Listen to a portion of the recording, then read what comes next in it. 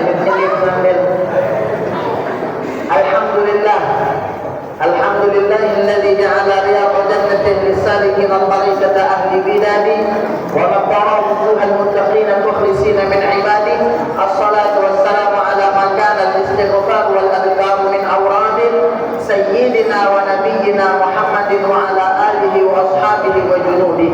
Allahumma salli wa sallim ala sayyidina Muhammadin miftah bab rahmatillah adada ma fi ilmillah salatan wa salaman daimaini mutalazimaini bidawatil mulkillah wa ala alihi wa ashabihi wa mawala amma ba'd. Yang kami muliakan, yang kami hormati para alim ulama, para asatidz wa asatidah, para tokoh masyarakat, para sesepuh, pengurus masjid, wabil khusus dari ketua, wakil bendahara, sekretaris, pengurus yang lainnya, yang mohon maaf tidak bisa kita sebutkan namun yang sikok-sikok, tapi yakinilah tidak mengurangi rasa hormat kami kepada antum-antum sekalian. Wabil khusus yang kami hormati orang tua kami, guru kami, mungkin tidak asing lagi sini hadir Ustadz Antoni Haki Sarjana Agama. Ini bapak, ini anak. Mungkin kamu kaget besarlah anak dari bapak. Itulah nak menunjukkan kalau orang tua itu ngalah. Biarlah anak dulu yang makan, orang tua kaget.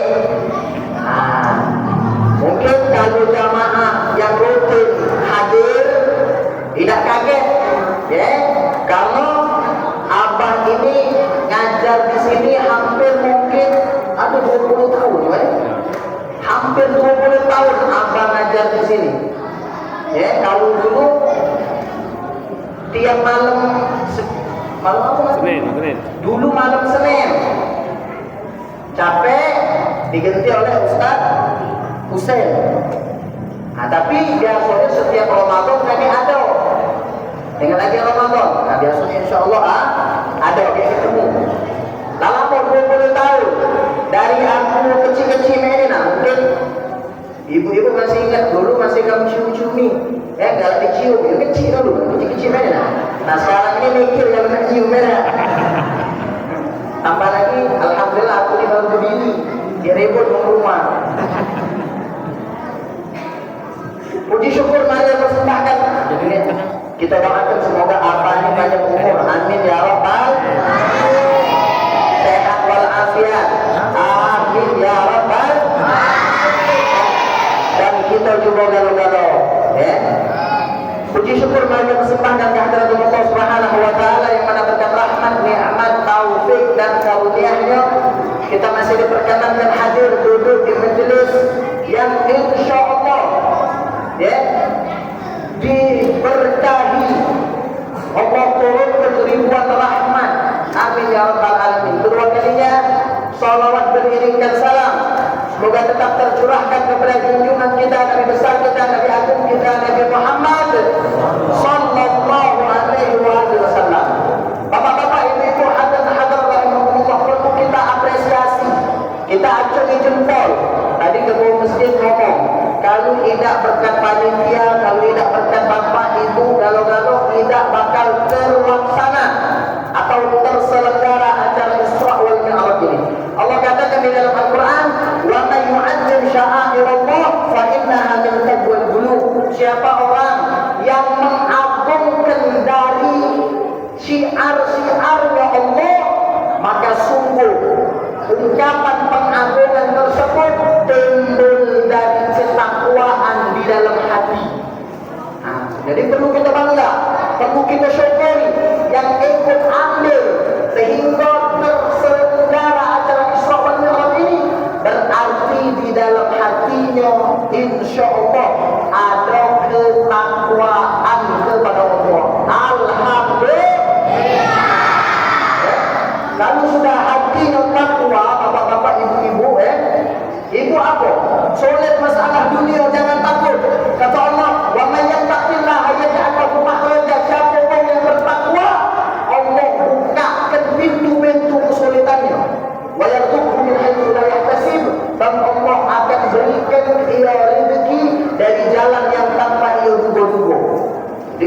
bertakwa itu mah masalah dunianya Allah jamin. Dan untuk masalah akhirat kata Allah, innalil muttaqina inda rabbihim jannatin na'im.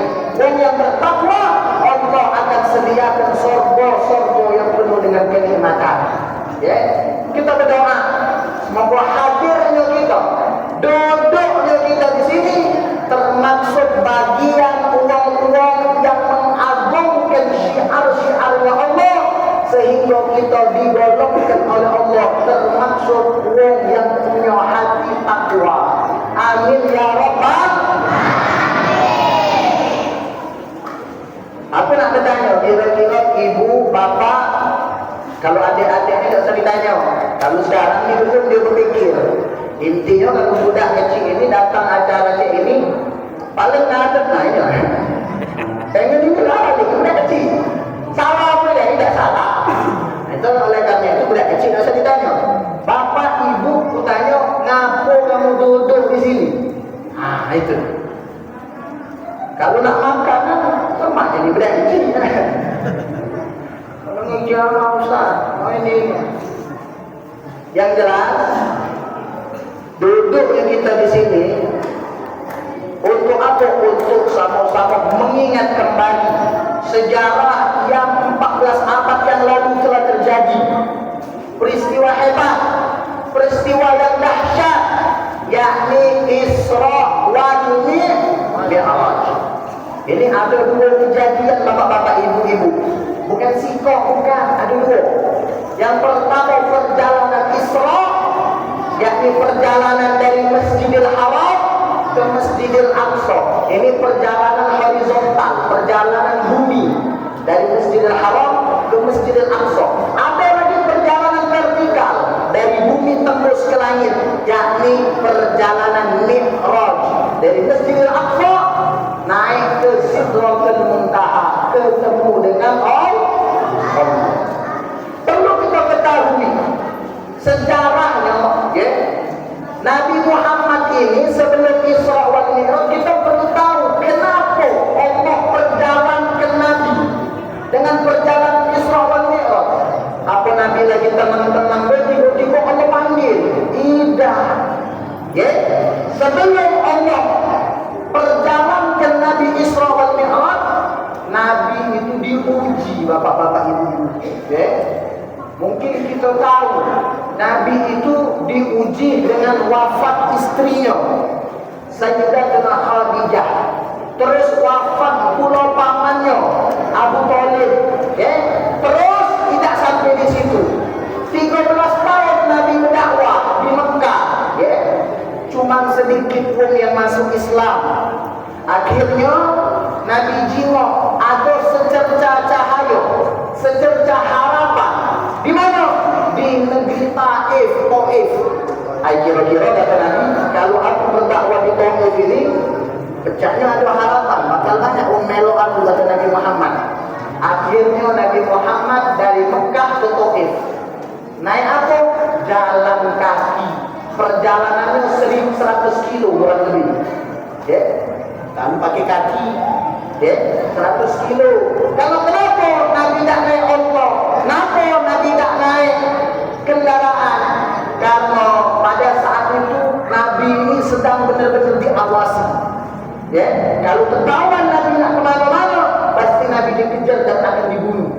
Jadi Nabi jalan kaki biar tidak ketahuan. Subhanallah, apa yang terjadi?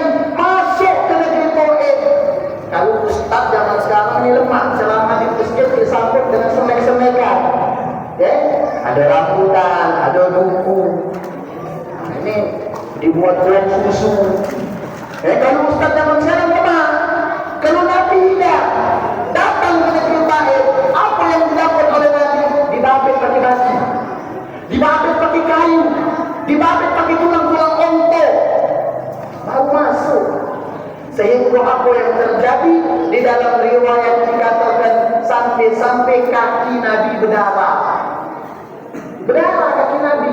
Akhirnya Nabi singitan di belakang bukit. Ya, di situ Nabi katakan, ilaika ashku dha'fa quwwati, ya Allah, aku mengadukan kelemahanku kepadamu. Wa qillata hilati, aku ya Allah sekarang ini lagi susah, lagi begitu sulit. Wahawani bainan nas, dan aku hino ya Allah di depan manusia. Aku dilecehkan, dihinakan di depan manusia ya Allah. Akhirnya apa yang terjadi?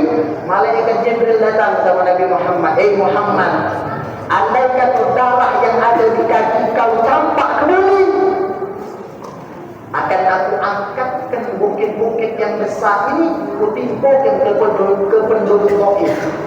Kata malaikat Jibril, malaikat Jibril, kalau ibu contoh, oh ibu, halo, tadi ada orang yang ya. Contoh kalau ibu, misalnya ibu nak warung, di perjalanan nak warung, ibu di babit batu, babit kayu, berdarah kaki ibu, ada. Ibu istirahat duduk dengan, tiba-tiba malaikat Jibril datang sama ibu, taruh celana dia ni marfu'ah, taruh celana. Nah, kalau ada nama marfu'ah jangan tersinggung. Ini contoh ya. Oh, biji marfu'ah kata malaikat Jibril. Ini siapa kata biji ni? Aku Jibril. Apa Jibril? Ini biji. Kamu ni sekarang lagi dizolimi. Iya apa?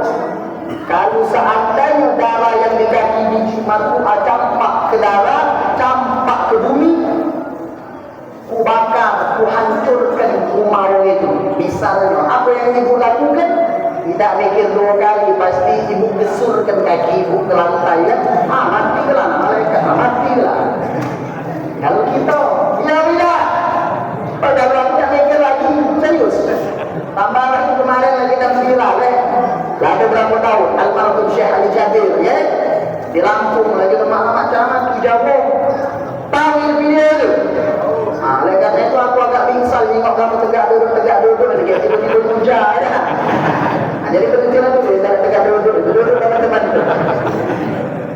Lanjut. Kalau kita marah tidak dengan Nabi Muhammad, tidak. Sampai di dalam riwayat dikatakan ada malaikat penjaga gunung datang sama Nabi Muhammad. Muhammad, kau tunjuk gunung-gunung yang mana yang akan aku angkat, aku timpakan ke penduduk Taif. Tidak do marah Nabi Muhammad. Tidak do. Berdoa Muhammad, angkat tanganmu, akan ku angkat bukit-bukit ini. Tak do Nabi. Kalau kita tak ada disuruh berdoa, ya Allah nanti kalau gancang biji itu. Kalau kita, ya Allah nanti kalau gancang mamang itu. Benar atau tidak? Jangan ke kamu, Ustaz juga marah pasti. Ada yang tiba-tiba merpuk aku, jangan ke berdoa, kamu tepuk dulu ya. Kalau kita manusia ini, tambah lagi badan aku besar ini ya. Manusia biasa, Nabi tidak. Apa kata Nabi berdoa? As-sabru wa ayyakhrij min aslabihim man ya'budullah wa la yusyrika bihi syai'an. Tidak. Aku berharap kepada Allah, semoga Allah keluarkan anak keturunan dari orang Taif ini yang mereka akan menyembah Allah, tidak menyekutukan Allah. Subhanallah, sekarang terbukti doa Nabi Muhammad 100% penduduk Taif beragama Islam. Ini hikmah yang pertama. Apa hikmah yang pertama? Sebelum Nabi Allah tunjuk tiket refreshing jalan-jalan, Allah uji dulu. Ini ilmu untuk bapak-bapak, untuk ibu-ibu juga. Kalau bapak menjenguk saudara ibu bapak agak merembun, kalau belum jalan dia ajak betul. Ajak betul. Ustaz ada 10.000, cuma maknanya nak ajaknya betul, jadilah. Pada dek kita betul, tapi cuma ada 10.000. Nama aku di rumah dek. Tak apa, boleh kita berjalan. Kemana tak? Kita ke PKB, bayar parkir 5.000, penjuk dengannya 2.000 sudah balik. Masih nyosok 3.000. Cukup apa tidak? Ibu jatuh, kalau nengok lagi, Kak aku kepengen Kak beli ini, nengok lagi nyelip, marah ya. Tanya, aku di kendaknya, kamu pengen ada ya. Iya, ini diajarkan oleh Allah. Pada saat Nabi sedih, Allah hibur. Ini hikmah yang pertama. Pada saat kita lolos dari ujian, lolos dari cobaan, yakinilah pasti ada hikmah yang amat indah Allah jadikan selesai selepas daripada ujian itu. Pasti. Ya? Yang pertama itu. Lalu yang kedua, bapak-bapak, ibu-ibu, hadirin hadirat rahimakumullah. Ya. Sering mungkin aku jalan Isra wal Mi'raj ini sering dibahas, sudah tahu galau. Ya. Aku nak nanya, perjalanan Isra dari mana? Tadi sudah kujelaskan. Isra wal Mi'raj ini dua perjalanan. Perjalanan pertama perjalanan Isra. Perjalanan Isra dari mana? Ayat yang dibaca oleh Qari itu. Subhanalladzi asra bi 'abdihi lailan minal masjidil haram ilal masjidil aqsa. Perjalanan di malam hari yang Allah jadikan dari Masjidil Haram sampai Masjidil Aqsa. Jadi perjalanan Isra pertama poinnya perjalanan di malam hari. Terus dari mana ke mana? Mekah, Masjidil Haram, Baitul Maqdis, Palestina. Ya. Terus ada namanya Mi'raj. Mi'raj ini perjalanan dari Masjidil Aqsa Palestina naik ke langit ke Sidratul Muntaha berjumpa dengan Allah. Mungkin ada yang bertanya, Ustaz, kalau Nabi Muhammad bertemu dengan Allah pada saat Mi'raj di langit, berarti Allah itu tempatnya di langit. Nah, ini jangan salah. Apalagi bawa-bawa dalil pula dia. Ayat itu jelas. Ar-Rahmanu ala arsyistawa. Allah bersemayam di langit. Tidak. Allah itu mukhalafatu lil hawadis. Allah itu tidak sama dengan makhluk. Makhluk perlu tempat, kita perlu rumah, kita perlu tempat. Tapi kalau Allah tidak perlu. Bantahan ayat Ar-Rahmanu ala arsyistawa, bantahan untuk yang mengatakan Allah itu ada di langit. Apa dia? Ada ayatnya, wa huwa ma'akum aina ma kuntum. Allah itu bersama kalian dimanapun kalian berada. Allah itu tidak bertempat. Nah, jadi ini ulama mengatakan hikmah kenapa Allah jadikan Mi'raj itu dari bumi ke langit. Karena pada saat penciptaan langit dan bumi, bapak-bapak, ibu-ibu, hadirin hadirat rahimakumullah, langit ini ngomong sama bumi, bumi kata langit, aku ini tempat yang mulia. Kenapa bisa mulia? Allah jadikan aku langit ditempati oleh para malaikat. Yang mana sifat malaikat ini? Allah katakan di dalam Al-Quran, la ya'sunallaha ma amaruhum wa yaf'aluna ma yu'marun. Tidak ada maksiat sama Allah, itu malaikat. Sedangkan kaum bumi Allah jadikan untuk jin dan manusia, yang mana di situ mereka berbuat kerusakan di muka bumi. Akhirnya apa yang terjadi? Allah Maha Adil. Allah jadikan Nabi Muhammad makhluk yang paling terbaik. Allah lahirkan di bumi. Akhirnya apa yang terjadi? Pada saat lahir Nabi Muhammad, langit menangis. Ya Allah, kata langit. Ya Allah, kata langit, aku iri dengan bumi. Kalau kenapa? Kalau dulu aku pernah berbangga sama bumi, kalau aku ini sebaik-baiknya tempat. Tapi sekarang aku merasa kalah. Kalau bumi sekarang ada Muhammad sallallahu alaihi wasallam. Oleh karena itu ya Allah, tolong izinkan Muhammad berjumpa denganku walaupun sesaat. Akhirnya kata ulama, karena doa langit inilah Allah jumpakan Nabi dengan langit melalui peristiwa Mi'raj. Paham Itu hikmah. Terus ada lagi bertanya, Ustaz, kenapa Mi'raj itu sepatnya dari Baitul Maqdis Palestina? Kenapa tak langsung baik? Kenapa tak dari Mekah langsung ke langit? Imam Nawawi Al-Bantani, ulama Nusantara, Syekh Nawawi Al-Bantani, beliau mengatakan kenapa Allah Mi'rajkan Nabi dari Palestina terus naik ke Sidratul Muntaha? karena pintu langit tepat berada lurus di pojok Palestina. Pintu langit berada di situ. Nah, tapi kamu jangan nyoba-nyoba ya. Naik pesawat kaget pengen, sudahlah. Aku naik dari Palestina kalau kaget ke langit. Nah, tidak ya. Lalu hikmah yang kedua, Isra wal Mi'raj, bapak-bapak, ibu-ibu, hadirin.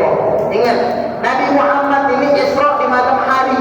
Waktunya Allah katakan Laila.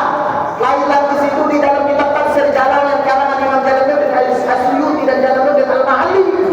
Kalimat Laila ini adalah kalimat nasbu 'ala dharab, nasab, dinasabkan Laila, ya.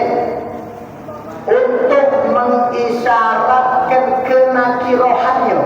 Isim nakiro, makikan ilmu nahu. Yang paham ilmu nahu insya Allah ngerti, ya. Bukan isim ma'rifat. Kalau ma'rifat al-laila, kalau al-laila otomatis malam penuh. Tapi Allah gunakan laila, isim nakiro, ya. Tidak ada ma'rifat. Nunjukkan apa? Faedah dzikruhu. Di dalam kitab tersebut, kitab tafsir Jalalain dikatakan faedah dari penyebutan kata laila. Apa yang di situ? Nunjukkan ila taklili muddah. Nunjukkan bahwa Nabi Isra Mi'raj itu waktunya cuma dengar. Di malam hari tidak ada semalaman penuh tidak.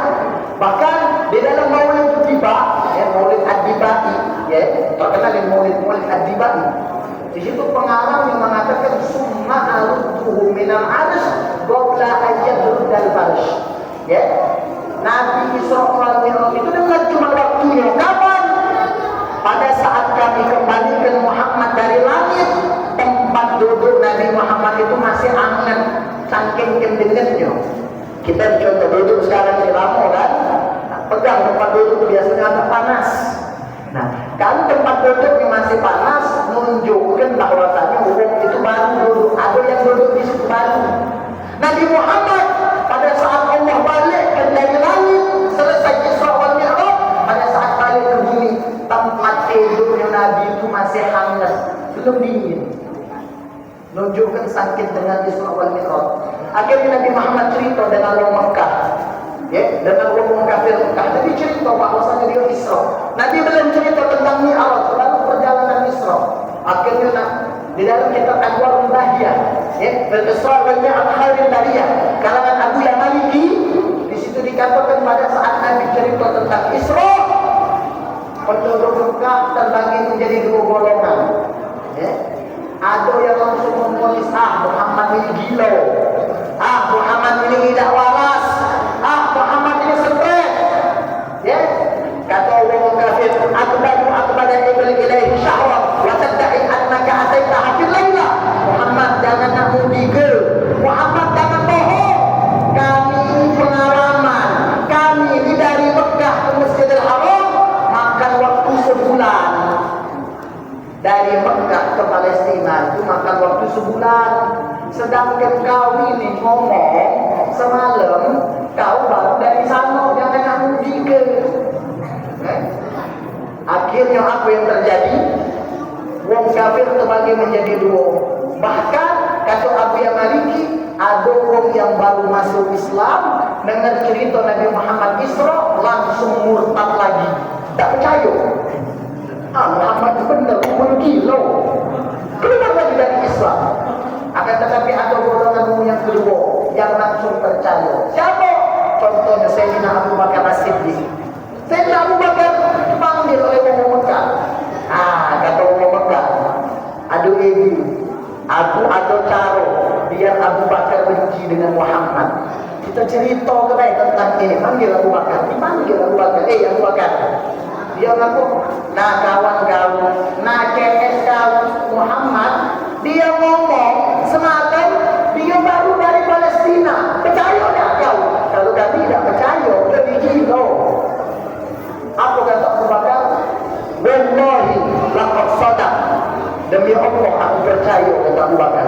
Bahkan kata Sayyidina Abu Bakar, wallahi inni la usaddiqu ala ab'ad min zalik. Demi Allah, andai kata ada cerita yang lebih tidak masuk akal lagi dari cerita ini, tapi cerita Maulid Muhammad, demi Allah aku langsung percaya. Ini hebatnya Abu Bakar. Oleh karena itu kenapa di awal ayat surah Al-Isra Allah buka dengan kalimat Subhanah, Maha Suci Allah. Ulama mentafsirkan kalimat tersebut adalah kalimat tanzihullahu min kulli su'in, tanzihullahu min kulli naqsin. Allah mensucikan sifat-sifat Allah daripada segala kekurangan dan segala keburukan. Allah nak tunjuk tahu bahwasanya perjalanan ini bukan perjalanan yang masuk akal, tapi ini emang perjalanan aku yang langsung memperjalankan Muhammad. Allah nak tunjuk tahu, jangan lagi dipikir pakai akal, emang tidak masuk akal. Kalau ini gawean aku kata Allah. Ya. Oleh karena itu bapak-bapak ibu-ibu, ya. Di dalam kita menerima syariat Islam ini, hikmah yang kedua, jangan langsung pakai akal. Kalau langsung pakai akal, tidak berpakai iman, kita banyak lagi percaya. Ada orang bertanya dengan gurunya, ada orang bertanya dengan ulama besar. Wahai Syekh, syaitan itu kan terbuat dari api. Iya benar. Ini berarti kan pertanyaannya. Wahai guru, syaitan itu kan terbuat dari api. Iya dari api. Lah, terus syaitannya aja bakal masuk neraka. Iya benar. Neraka kan terbuat dari api. Iya benar. Aku tak ada nyambung wahai Syekh. Api dibakar api itu caranya. Saya tak ada nyambung pakai omongan. Langsung dimek kenyatangannya ditabuk dengan lapuk ditabuk kan. Saya aku nanya benar-benar aku ditabuk. Saya nanya kalau kau ini diciptakan Allah dari apa? Dari tanah. Aku dari tanah. Tanah ketemu tanah sakit kan? Tanah ketemu tanah sakit atau tidak? Ditabuk sakit sih. Itu juga syaitan ketemu neraka sakit. Paham baru kan? Paham atau tidak? Ada lagi yang bertanya, Ustaz, yang kentut ini mohon maaf pantat. Yang kentut pantat. Ngapu pada saat wudhu yang dibasuh pertama kali muka. Nah, bingung kan kamu? Simple deh jawabnya. Coba kau kentut depan ngerami ini. Sekarang lah kentut muka pantat itu tutup. Ibu kentut bisa di depan ngerami ya. Ketahuan siapa kentut. Yang ibu tutup muka pantat. Malu ya Allah tetap betul hati. Benar atau tidak?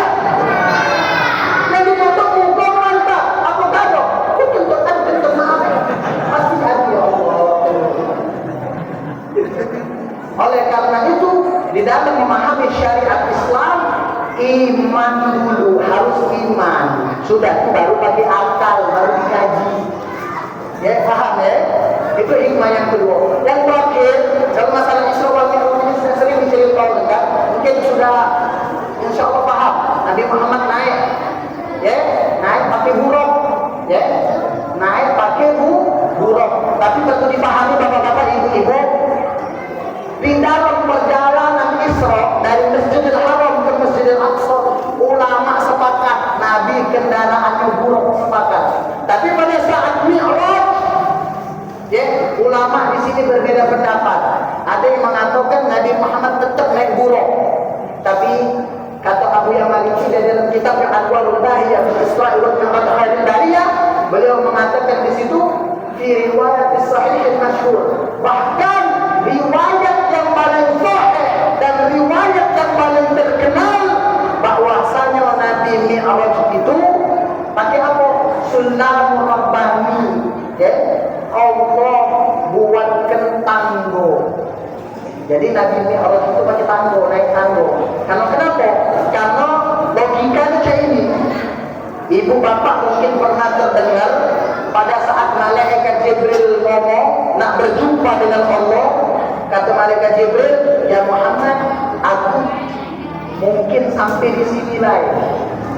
Andai kata aku lanjut, melok ketemu sama Allah, aku bakal hancur. Pernah dengar cerita ini kan? Pernah. Tambah lagi buruk. Paham? Tambah ulama sepakat, bukan sepakat, pendapat yang paling sahih, pendapat yang paling terkenal bahwasanya Nabi pada saat Mi'raj melalui tanggo yang langsung Allah buat. Jadi paham, dapat ilmu baru kan di sini kan? Dapat ilmu baru. Dan yang terakhir, karena waktu ini sudah panjang ya, kata orang lama kacang panjang campur gula, Ustaz Kiai ceramah panjang, Ustaz Gilo ya. Jadi kalau panjangan jadi mengatur ya. Yang paling penting masyaallah rahimahumullah, dengan adanya peristiwa Isra wal Mi'raj ini, Allah kasih Nabi Muhammad kado yang hebat. Kado apa itu? Perintah sholat. Berapa? Awalnya 50 waktu. 50 waktu. Pada saat Nabi turun menerima perintah sholat 50 waktu, ketemu dengan Nabi Allah Musa di langit ke-6. Nabi Allah Musa nanya dengan Nabi Muhammad, Muhammad, apa yang kau dapat perintah sholat wahai Musa? Berapa banyak? 50 waktu. Kata Nabi Allah Musa, naik lagi Muhammad, kau tak bakal sanggup, umat tidak bakal sanggup, umat sudah besar-besar tidak sanggup, tambah lagi umat kau, minta turun lagi. Akhirnya apa yang terjadi? Penurunan sholat dari 50 waktu menjadi 5. Ulama sepakat itu terjadi 9 kali. Jadi setiap turun sholat yang 50 waktu itu turun cuma 5. Awalnya 50 waktu, Nabi Muhammad naik turun jadi 45. Naik lagi Nabi Muhammad turun jadi 40. Turun naik lagi turun jadi 35. Sampai kata ulama penurunan yang terjadi sebanyak 9 kali. Ya. Dan menjadi sholat yang sekarang ini berapa waktu? 5 waktu. 5 waktu ini banyak dengan sholat. Dia beda. Tambah lagi 5 waktu. 5 waktu ini banyak cari tahu kapan uji. Ini kesian. Yang azan sudah waktu sholat subuh. Azan dia. As-salatu khairun minan naum.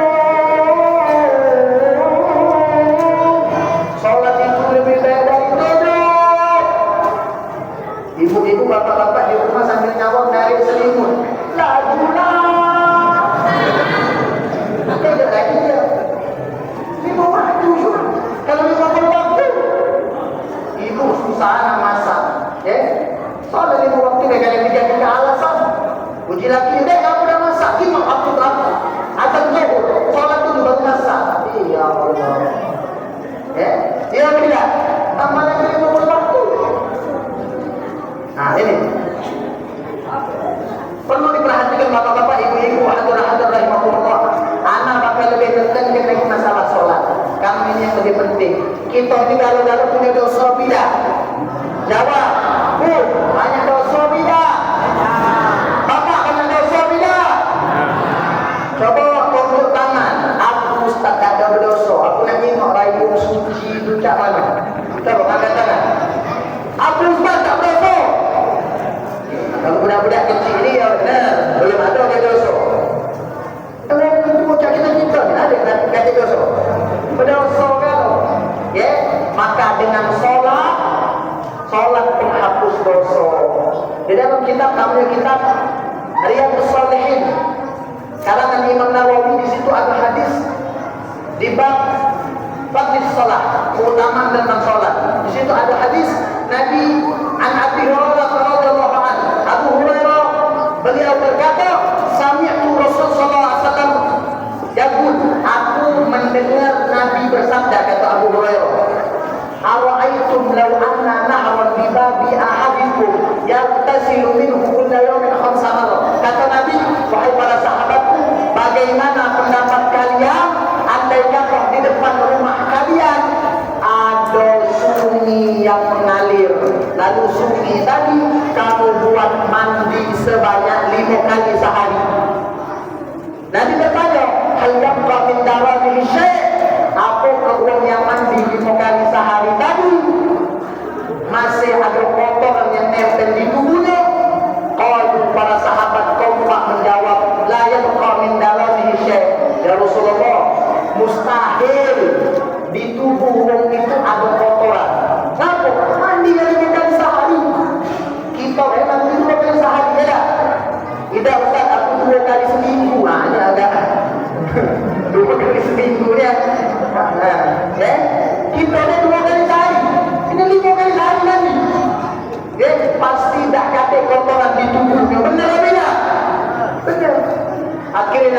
kata fadzalika mithlu salawatil khamis, itulah perumpamaan Allah jadikan tentang salat.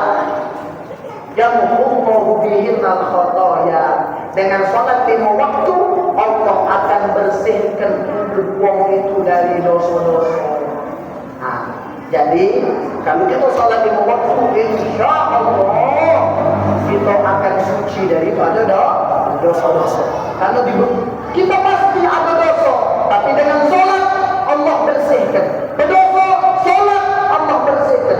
Berdosa lagi, kita salat Allah bersihkan lagi. Insya Allah kita mati dalam keadaan salat terus, kita mati dalam keadaan tidak punya dosa. Amin ya rabbal alamin. Ini poin yang paling penting yang keempat.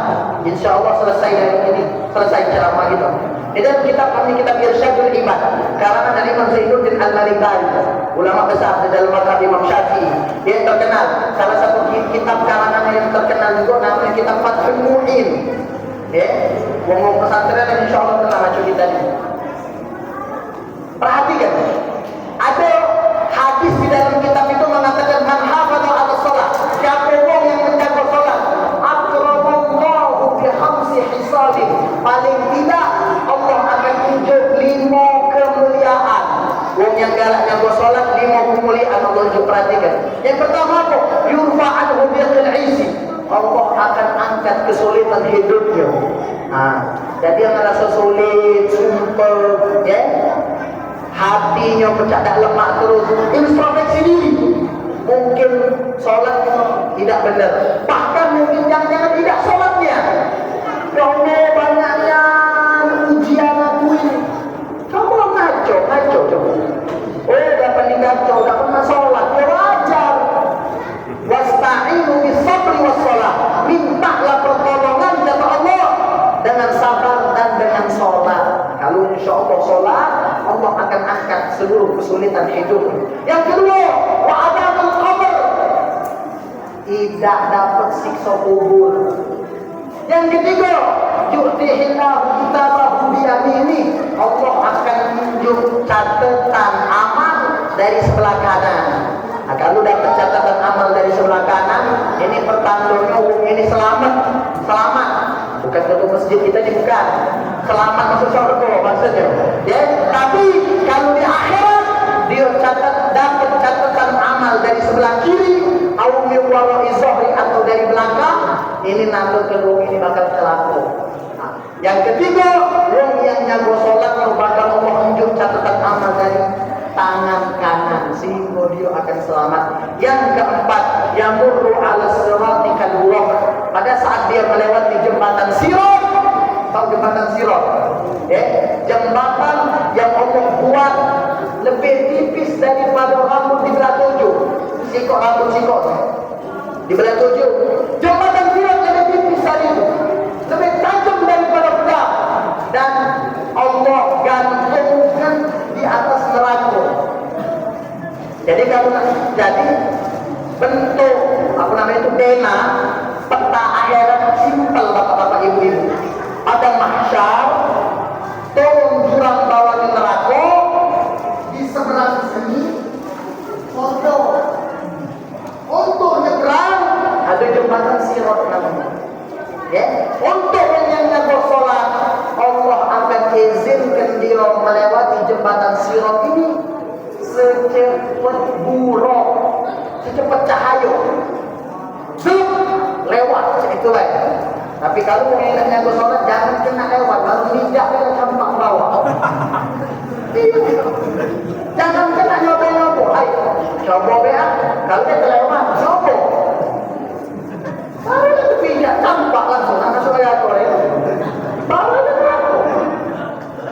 Bahkan saking ngeri jembatan Sirat, Uwais Al-Qarni, Sayyidut Tabi'in, ini darajat terhebat, tinggi, besar pangkatnya. Bahkan Sayyidina Umar dengan Sayyidina Ali dipeseni oleh Nabi Muhammad, Umar, Ali, kaget kalau engkau berjumpa dengan orang yang namanya Uwais, ciri-cirinya ini, dia dari negeri Yaman, minta doa sama dia, kata doanya makbul. Perhatikan, Sayyidina Umar sama Sayyidina Ali.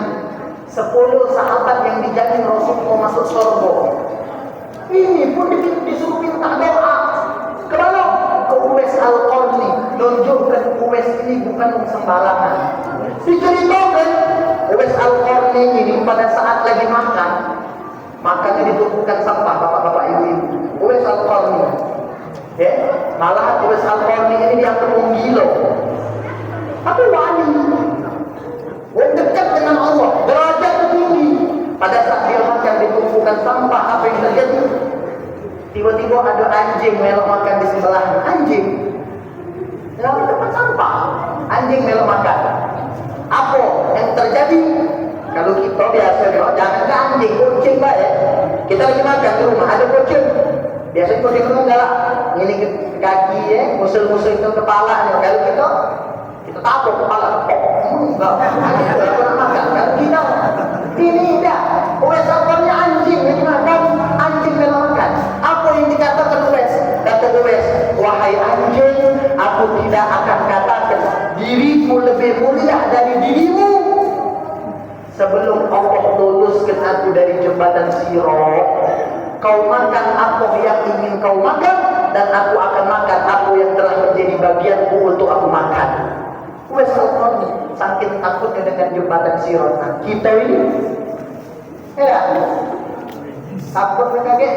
Jangan kena nyoba-nyoba lewat, baru di akhirat masuk ke neraka. Takut kaget.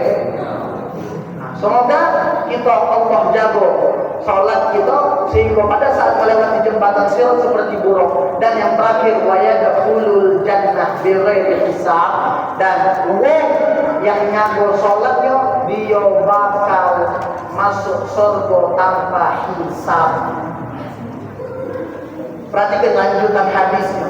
Wa man tahawana 'ala shalah, siapa yang meremehkan salat, meremehkan banyak, tambah lagi tidak sholatnya, ngeremehkan ini banyak.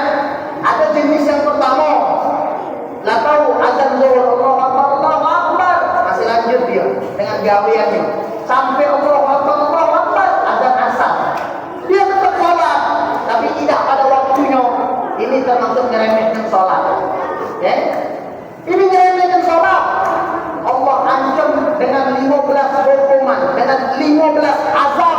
Perhatikan, ini bukan nakut-nakuti, ini Nabi yang ngomong, ya. 6 azab Allah jadikan di dunia, bisa-bisa azab 15 tadi, fa'amal lawati di dunia. 6 azab Allah jadikan di dunia. Apa? Yang pertama, fa'ula yuzakun barakatu fi umri. Yang pertama azab di dunia, Allah cabut keberkahan umur. Umurnya 40 tahun, umurnya 80 tahun, 60 tahun, tapi tidak manfaat, tak ada berkah. Kapan diumumkan inna lillahi wa inna ilaihi raji'un, telah meninggal dunia siang siang. Jadi tetangga sebelah, emang ada ya tetangga itu siang, saking kedaman mana tidak tahu. Rupanya ada. Yang pertama Allah cabut keberkahan umurnya. Yang kedua apa? Yuhasimahu salihin min wajhi. Allah tarik tanda-tanda kesolehan dari mukanya. Kapan nyingok mamang itu takut gitu. Nyingok mamang itu enak, nak muntah. Jijik aku dioleh jijik itu, hati-hati. Wong yang tidak sholat, Allah tarik tanda-tanda kesolehan dari mukanya. Yang ketiga ini yang penting, perhatikan. Kullu amali ya'maluhu la ya'juruhu alaih. Setiap amalan baik yang digawekannya tapi dia tidak sholat, maka amalan baik tadi tak Allah unjuk pahala. Dia haji, umrah berkali-kali, tidak sholat, Allah tak kasih pahala. Karena kenapa? As-sholah rasul ibadah. Sholat ini otaknya, kepalanya ibadah. Kata Nabi, idza sholahat sholah sa'iru amalih. Awal ma yuhasabu bihi al-'abd yaum al-qiyamah as-sholah. Kaget yang bakal pertama kali Allah hisab di hari kiamat sholat. Sholatnya bagus, Allah tak ada nilai.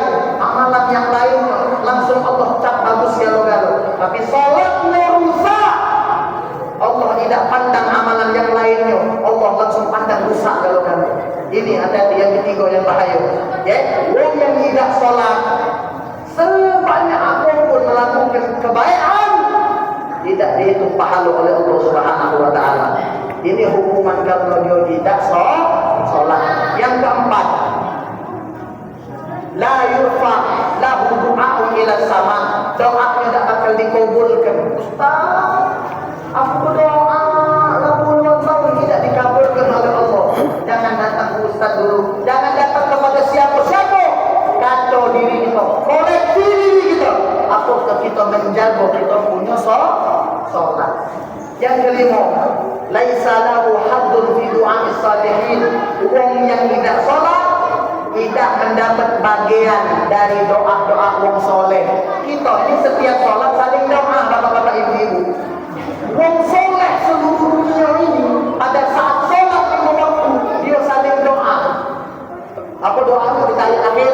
Assalamu alayna wa ala ibadillahis salihin. Kita dapat bagian dari doa ini. Wong takziah dia juga Allahumma ighfir lil muslimina wal muslimat wal mu'minina wal mu'minat. Kita dapat bagian doa ini. Tiap Jumat, setiap Jumat berdoa Allahumma ighfir lil muslimina wal muslimat. Kita dapat bagian dari doa-doa ini. Wong yang tidak salat tidak dapat doa ini. Dan yang terakhir, yakhruju ruhuhu bighairi iman. Pada saat dia mati, ruhnya Allah cabut tanpa membawa iman. Ya, terus tiga azabnya pada saat dia hendak mati. Annahu yamutu zalilan. Yang pertama matinya hina, mati mabuk, mati berjudi, mati intinya matinya hina. Yamutu ja'ian, mati dalam keadaan kelaparan. Yang ketiga, yamutu atshanan, dia mati dalam keadaan kehausan. Bahkan di dalam riwayat dikatakan walau suqiya biharabid dunya ma rawa. Walaupun orang yang tidak sholat ini pada saat dia sedang kehausan, keluarga yang minum sebanyak-banyaknya. Bahkan dikatakan walaupun dia minum minuman sebanyak lautan dunia ini, tidak bisa mengobati dahaganya. Karena dia ini haus, dia ini lapar, bukan karena makan, bukan karena minum, tapi karena azab dari Allah Subhanahu wa taala. Terus azab tiga lagi di dalam kubur. 6 tambah 3 9, 3 ditambah 3 12. 3 di dalam kubur, 6 baik, masih 6 ekor lagi. Dengan lagi berarti tunggulah. 3 di dalam kubur. Yang pertama apa? Yadiku alaihil qabr. Kuburannya ini Allah sempitkan. Masuk dalam kubur, dia tidak sholat, kuburannya sempit.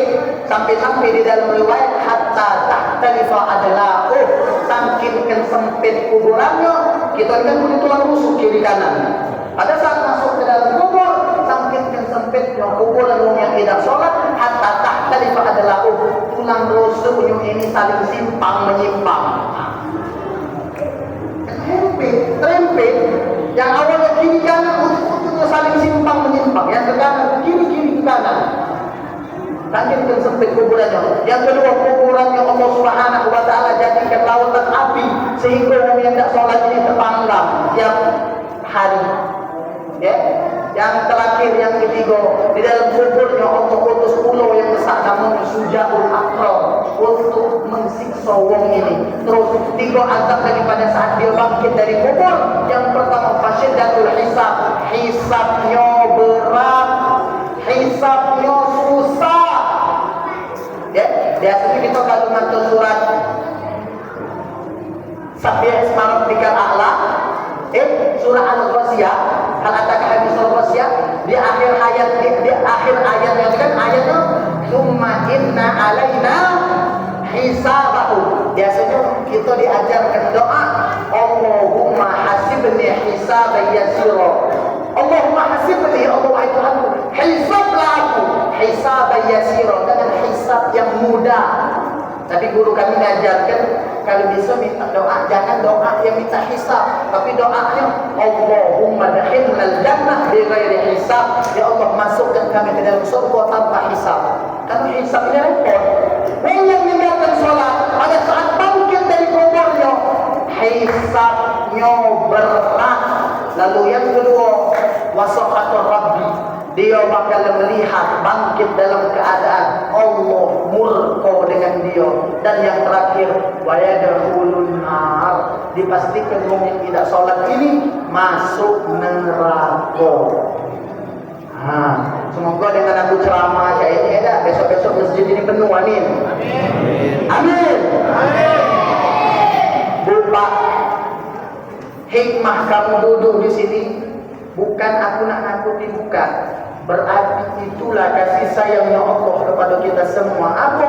Mungkin ada yang datang di antara kita yang masih agak sungkan sholat, malas sholat, dihadirkan duduk di tempat ini untuk mendengar aku ceramah. Tujuannya kenapa? Allah Subhanahu wa ta'ala menginginkan kita ini galau-galau memperbaiki sholat-sholat kita. Ya, semoga kita galau-galau ini bangkit di hadapan Allah, dinilai oleh Allah termasuk hamba-hamba yang menjaga sholat. Amin ya rabbal. Seluruh kata-kata yang benar datang dari Allah, seluruh kata-kata yang salah datang dari diri kami pribadi. Mohon maaf, cara Palembang mulutnya memang agak lobok ya. Mohon maaf ya. Ya kecil-kecil kayak lobok juga mulut. Mohon maaf. Dimaafkan juga. Lagi kamu cadang aku balik ini. Tapi hati-hati aku balik dengan abah. Kamu cadang abah lah. Setelah rumahnya kalau datang dengan wong tua tu ya. Budak ni macam mana? Budak tua macam mana? Punya nak punya anak tetap budak kecil di depan wong tua. Ini benar lagi tak aku? Benar lagi tak? Walaupun badan aku lebih besar, tapi kamu tak takut dengan aku ada apa? Mungkin itu saja, lebih dan kurang kami mohon maaf. Kita galau-galau mohon ampun kepada Allah. Nastaghfirullah min qawlin bila amalin. Assalamualaikum warahmatullahi wabarakatuh.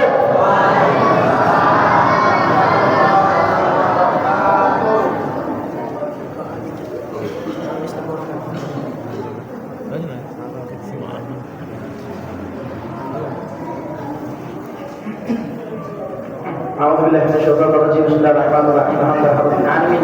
Allahumma shalli wa sallim ala sayyidina Muhammad wa ala ali sayyidina Muhammad. Allahumma hdina bi hudayka waj'alna mimman yasarra qadara wa la tuwallina wa la yasra wa la taj'alna mimman khalaqa amraka wasa. Hasbunallahu wa ni'mal wakeel wa la hawla wa la quwwata illa billahi al-'aliyyil 'azim. Allahumma ij'al jam'ana hadha jam'an marhuma wa tafarraqna min ba'di tafarruqan ma'suma wa la taj'al lahum fina wa la mana wa la hawalaina mahruman. Wa abadika matrudan ya arhamar rahim. Allahumma ij'al اجتماعنا هذا واجتماع نافع مبارك فيه توفيقك فيه هدايتك فيه رعايتك فيه جميع كل خير الدنيا والآخرة.